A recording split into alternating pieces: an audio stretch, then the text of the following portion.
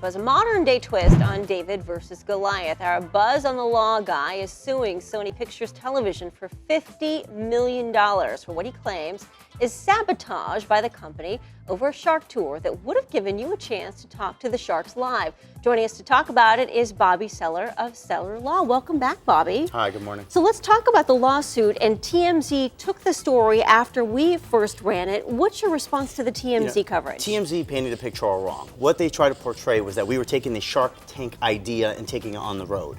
This is not a pitch fest. What we're doing is working with the sharks to be able to motivate people, hold them by the hand to make money so they could feed their families and really live the American dream. I live the American dream. The sharks live the American dream. The Sony executives live the American dream. Why should the people not have the opportunity to learn how to make money in this down economy? So is it a matter of semantics? We're talking the word shark?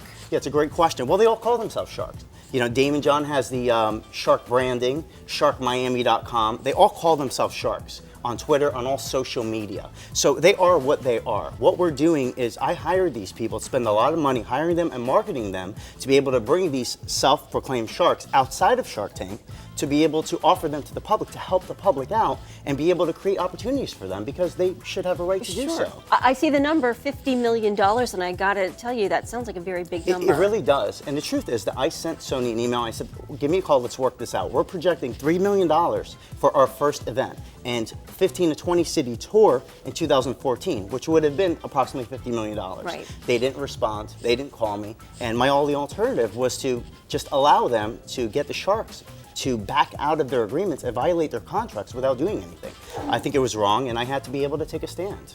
So what's Sony's response been to this whole situation since TMZ covered the story? You know, they haven't responded at Nothing. all. And all I wanted was a response. You know, I may be an attorney, but the last thing I want to do is file a lawsuit for this. All I want to do is be able to offer the opportunity to the American public to really live the dream. Yeah. And you know, the Sony executives did it and everyone else did it. Why shouldn't the American people be able to learn how to do that? So let me play the devil's advocate here, though. You're taking a brand that's already built in, considering the word shark. Sure. And you're promoting, you know, a shark tour. So to them, they've already built these people up there, making them an attraction. So you've already got built-in publicity tied to it. Right. Well, that's a great question. So do the sharks themselves. They're allowed to do public speaking appearances. Outside of the show. Right. Otherwise, it would have been tied into their contracts.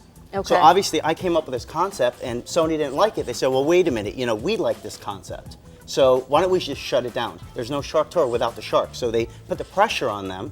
Okay, and I have the proof in the emails and everything attached to the lawsuit for them to be able to back out of this agreement, and that left me with no other recourse but to file a lawsuit. Continue to follow this, Bobbie. Thank you for joining us and sharing your side of the story. For more info on the Sony lawsuit and to read all the juicy details for yourself, go to thedbc.com and click on Bobbie. Stay with the Daily Buzz. We are back in just a moment.